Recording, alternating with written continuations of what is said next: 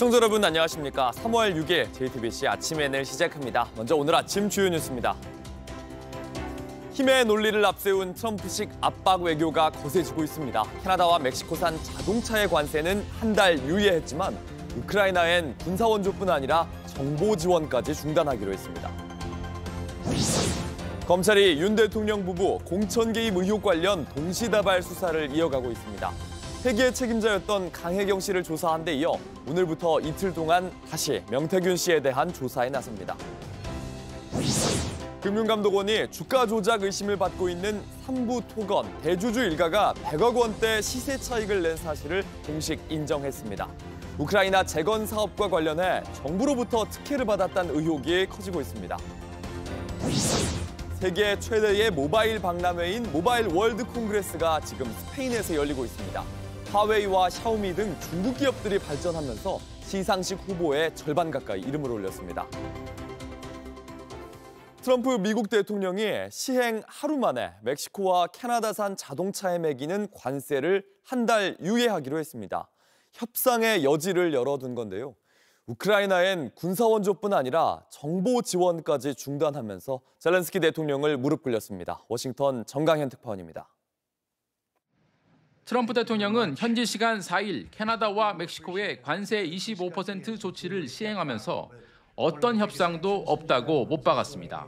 No room left for Mexico or for Canada. No, the tariffs, they're all set. 하지만 하루 만에 캐나다 트루도 총리와 50분간 전화 통화를 했습니다. 트럼프는 트루도에 여전히 불만을 나타내면서도 다소 우호적인 통화였다고 했습니다. 그 직후 백악관에선 부분 관세 유예 조치가 공식 발표됐습니다. We spoke with the big three auto dealers. We are going to give a 1-month exemption on any autos coming through USMCA. 트럼프 대통령은 조만간 클라우디아 셰인바움 멕시코 대통령과도 전화 통화를 하고 일부 협상에 나설 가능성이 있습니다. 상대를 극단으로 몰아붙인 다음 협상에서 유리한 위치를 선점하는 전형적인 트럼프식 압박 외교 전략이란 분석이 나옵니다. 실제 트럼프는 우크라이나에 대해서도 군사 원조는 물론 정보 지원까지 중단시킨 걸로 파악됐습니다. 사실상 전쟁터에서 손발을 다 묶어버린 조치입니다. 미국 CIA는 이 같은 사실을 확인하면서 유화책도 함께 건넸습니다.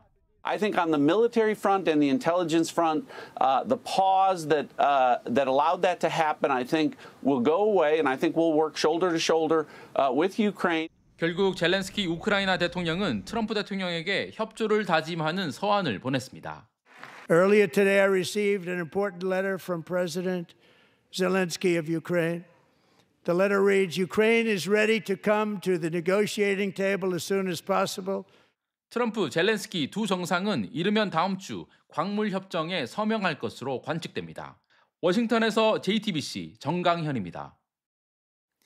윤석열 대통령의 공천 개입 의혹을 수사하는 검찰이 관련 인물들을 연달아 불러 조사하면서 수사에 속도를 내고 있습니다.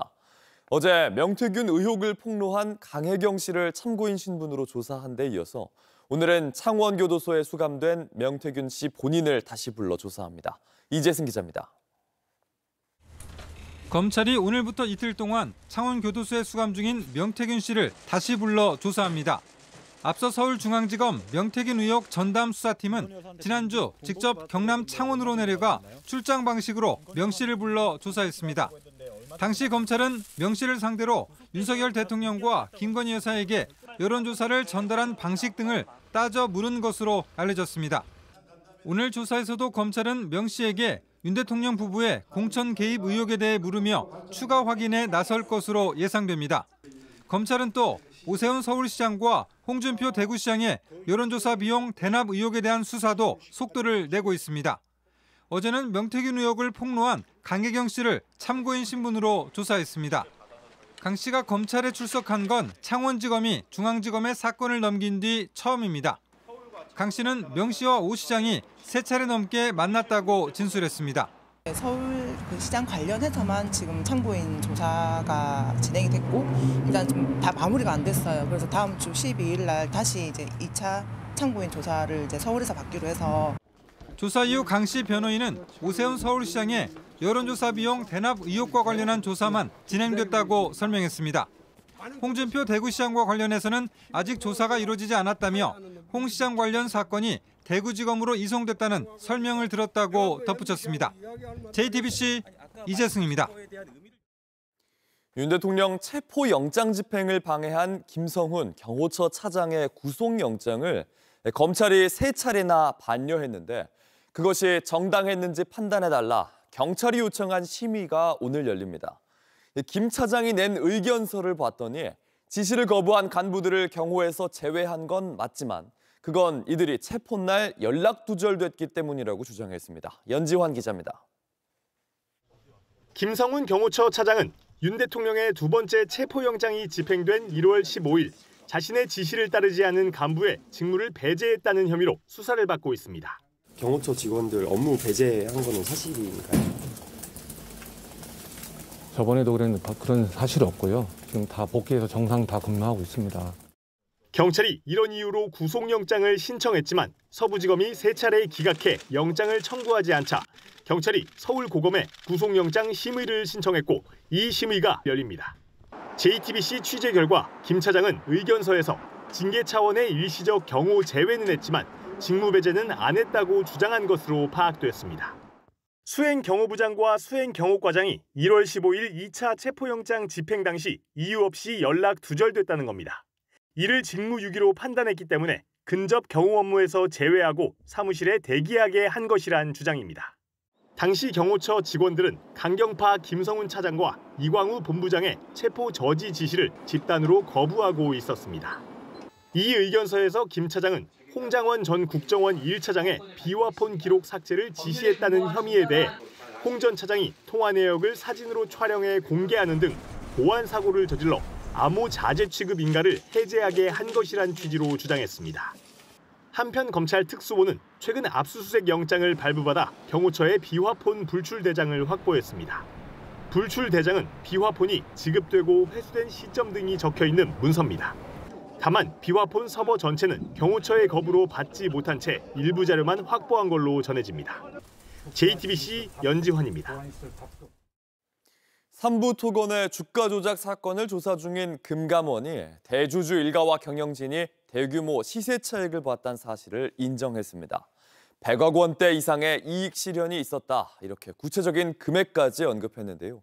현 정부로부터 특혜를 받고 그 과정에서 주가 조작이 일어난 건 아닌지 따져볼 대목이 많습니다. 윤정식 기자입니다. 해병대 출신 예비역들이 모인 카카오톡 대화방입니다.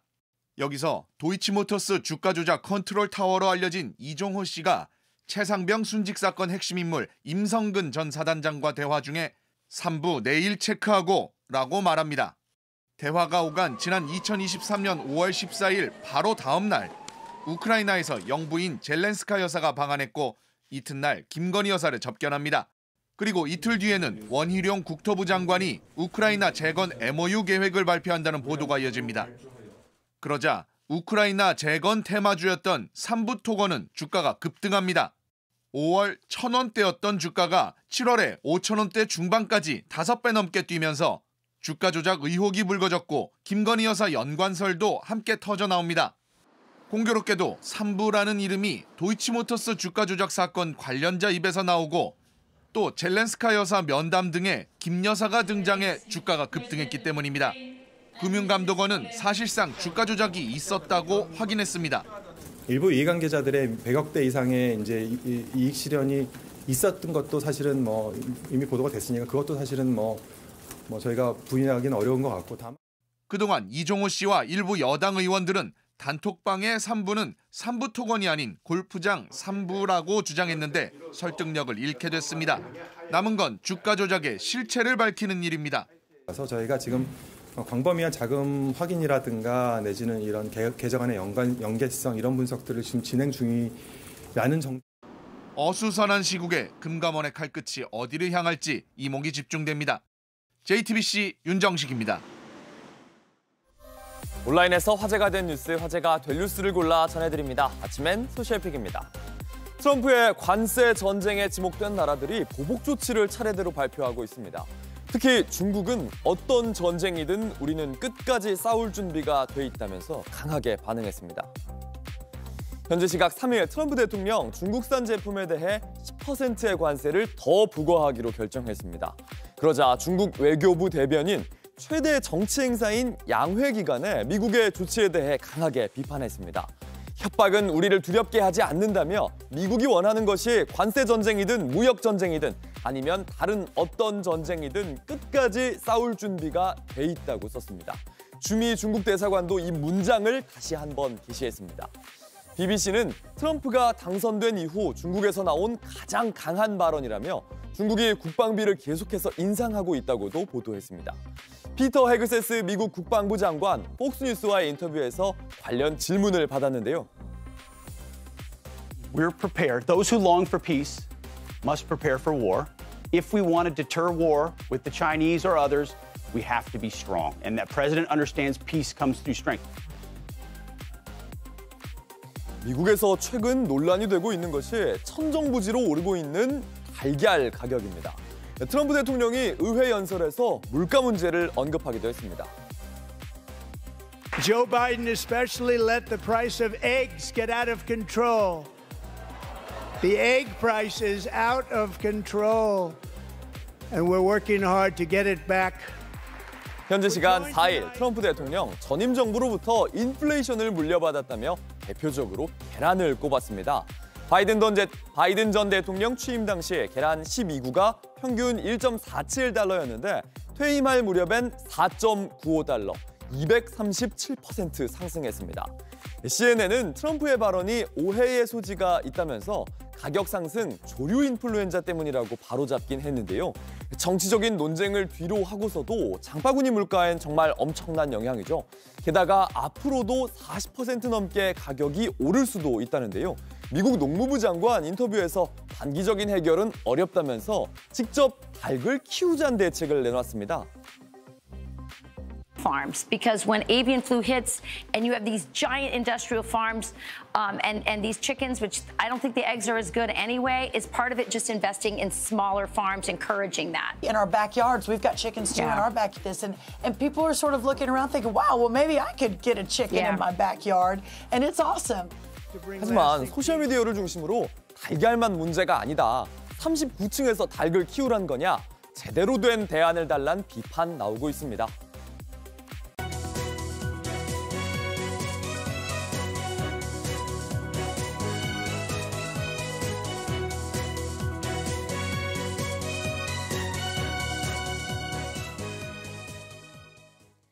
계엄 실패 직후 조지호 경찰청장이 당시 경찰국장과 통화한 내용을 JTBC가 확보했습니다. 두 사람은 윤 대통령을 비판하면서 대통령의 정신 상태가 온전하지 않았을 것이다. 계엄이 성공했어도 대통령은 물러나야 했을 것이란 대화를 주고받았습니다. 박현주 기자입니다. 지난해 12월 4일 오전 6시 23분 조지호 경찰청장은 박현수 당시 행정안전부 경찰국장과 통화했습니다. 국회 의결 후 대통령이 계엄을 해제한 뒤 2시간쯤 지나서였습니다. 취재 결과 두 사람은 15분간의 통화에서 윤석열 대통령을 노골적으로 비판했습니다. 당시 박 국장은 검찰 조사에서 조 청장과 지금 시대에 계엄이 말이 되느냐고 서로 얘기했다며 대통령의 정신 상태가 온전하지 않았을 것이라고 대화했다고 진술했습니다.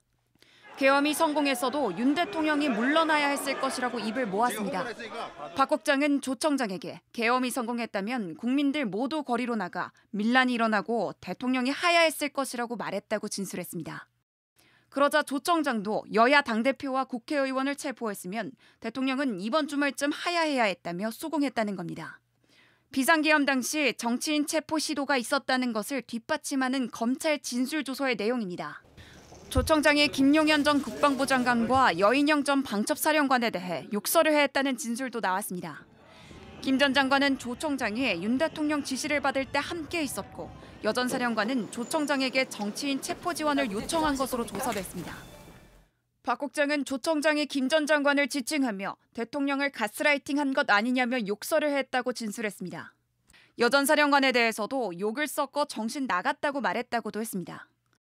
박 국장은 이후 현 정부에서 서울청장 대행으로 승진될 정도로 친윤석열계로 분류됩니다. 그런 사람마저 대통령을 비난하며 비상계엄의 무모함을 지적했고 이 내용은 검찰 조서에 그대로 담겨 있습니다. JTBC 박현주입니다. 성폭력 혐의로 장제원 전 의원을 수사 중인 경찰이 당시 장 전 의원이 피해자에게 보냈던 문자를 확보해 분석 중인 걸로 확인됐습니다. 그렇게 가버리면 어떡하느냐, 전화를 받아달라 이런 취지의 문자였는데 경찰은 문자를 보낸 시점에 주목하고 있습니다. 하지만 장 전 의원은 혐의를 전면 부인하고 있습니다. 오승열 기자입니다. 서울경찰청은 지난 1월부터 장제원 전 의원 성폭력 혐의 사건을 수사해왔습니다. 지난 2015년 11월 장 전 의원이 서울 강남 한 호텔방에서 당시 자신의 비서였던 A씨에게 성폭력을 행사했다는 진술과 정황을 포착한 겁니다. 당시 장 전 의원은 아버지가 설립한 부산의 한 대학교 부총장이었고 A씨는 비서로 일하고 있었습니다. JTBC 보도가 나간 뒤 장 전 의원은 10년 가까이 지난 시점이라며 갑자기 고소한데 음모와 배경이 있다는 의심이 든다고 반박했습니다.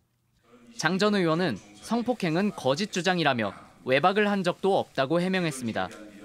하지만 경찰은 2015년 11월 18일 오전 장 전 의원이 비서 A씨에게 보낸 문자 메시지를 확보해 분석하고 있는 걸로 확인됐습니다. 이날 오전 8시 40분쯤 장 전 의원이 그렇게 가버리면 내 마음은 어떡하느냐는 등 문자를 여러 차례 보냈다는 겁니다. 그러면서 전화를 받아달라, 어디 있는지라도 말해달라, 답을 해달라는 취지의 문자도 반복해서 보낸 걸로 알려졌습니다. 경찰은 장 전 의원이 문자를 보내기 시작한 시점이 피해자가 호텔을 빠져나갔다고 주장한 직후라는 점에 주목하고 있습니다. 또 이런 정황을 토대로 다른 문자 메시지와 당시 기록들을 들여다보고 있는 걸로 알려졌습니다.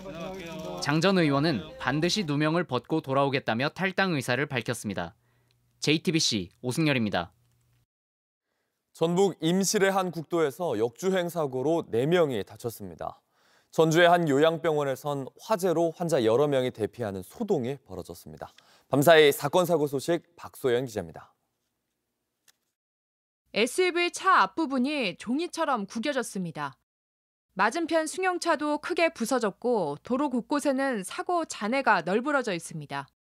어젯밤 9시쯤 전북 임실 오수면의 국도에서 SUV 차량이 역주행하다 마주오던 승용차를 들이받았습니다. 이 사고로 승용차 운전자 등 4명이 다쳐 인근 병원으로 옮겨졌습니다. 사고를 낸 SUV 차량 운전자는 술을 마시고 운전했다는 취지로 말했는데 현장에선 음주 측정을 거부한 것으로 알려졌습니다. 어제 오후 4시쯤 전주시 효자동의 한 요양병원에서 불이 났습니다. 불은 15분 만에 잡히면서 다친 사람은 없었지만 환자와 의료진 등 30여 명이 대피하는 소동이 빚어졌습니다. 경찰과 소방당국은 요양병원 천장에서 불이 난 것으로 보고 구체적인 화재 원인을 조사하고 있습니다. 경기 고양시 일산의 한 50층짜리 아파트에서도 주민 40여 명이 대피하는 소동이 벌어졌습니다. 5층 복도에서 시작된 불은 관리실 직원이 서둘러 끄면서 크게 번지지 않았습니다. 어제 저녁 7시쯤 제주 서귀포시 대정읍의 한 교차로에서 1톤 트럭이 버스와 부딪혔습니다. 이 사고로 트럭 운전자 50대 남성 A씨가 병원으로 옮겨졌습니다. 버스에는 다른 승객은 없었으며 경찰은 자세한 사고 경위를 조사하고 있습니다. JTBC 박소연입니다. 지금 스페인에선 세계 최대의 모바일 박람회 MWC가 열리고 있습니다. 생성형 AI, 딥시크로 세상을 놀라게 했던 중국은 이번에도 신기술과 볼거리로 위력을 과시했습니다. 국내 기업들이 선보인 기술들도 핵심은 인공지능이었습니다. 바르셀로나 현지에서 정아람 기자입니다. 모바일 월드 콩그레스, MWC에서 가장 큰 인기를 끌고 있는 중국 화웨이 부스입니다. 2,700평이 넘는 규모로 참가 기업 2,700여 곳 중 부스가 가장 큰데 삼성전자의 5배 크기입니다. 이곳에는 지난해 9월 화웨이가 세계 최초로 출시한 2번 접는 폴더블 폰이 전시돼 있는데요. 이렇게 한 번, 2번 접었다 펼 수 있는 게 특징입니다. 또 다른 중국 업체 샤오미는 부스 한가운데 놓인 슈퍼카급 전기차로 관람객 시선을 끌었습니다. Xiaomi being a company that makes phones and comes up with a car like this first car, amazing. I can't wait to see the future and I would really love to test it. MWC 개막 전날엔 2억 화소 망원 카메라를 장착한 샤오미 15 울트라를 출시했는데 가격이 200만 원이 넘습니다. 이에 맞서는 삼성전자는 전작보다 AI 기능을 고도화한 갤럭시 S25 시리즈를 주력으로 홍보했습니다. 또 상반기 출시 예정인 초박형 스마트폰 갤럭시 S25 엣지를 티저로 공개했습니다. Very slim, and they told me that it's going to be a very different mobile phone, so related to the other ones. 국내 이동통신 3사도 AI를 접목해 일상 속 다양한 기술을 전시했습니다. LGU+는 한층 업그레이드된 AI 비서 익시, KT는 속도가 2배 이상 빨라진 와이파이 7 공유기 등을 선보였습니다. SK텔레콤은 미래 먹거리로 AI 데이터 센터 등을 구축해 수익을 창출하겠다는 비전을 제시했습니다. 올해부터는 본격적으로 돈 버는 AI, 일단 AI 데이터 센터로서 돈을 벌 거고. 다만 곧 열릴 시상식에선 중국 기업들이 대거 이름을 올렸습니다. 전체 후보 133개 가운데 중국은 60개로 절반에 달하는데 우리나라는 13개에 불과합니다. 특히 AI 관련 부문에서 국내 기업은 한 곳도 후보에 오르지 못했습니다. JTBC 정아람입니다. 날씨입니다. 꽃샘 추위가 물러가자 이번엔 미세먼지가 기승을 부리겠습니다. 중국발 스모그가 유입되면서 당분간 서쪽 지방을 중심으로 대기 질이 나빠지겠습니다. 수도권은 오전부터, 충청과 호남은 오후부터, 제주도는 밤부터 공기가 탁해지겠습니다. 낮 기온은 서울이 10도, 대전 11도 등으로 어제보다 조금 더 오르겠습니다. JTBC 아침 N을 마칩니다. 내일도 7시 반에 아침을 열겠습니다. 시청해주셔서 감사합니다.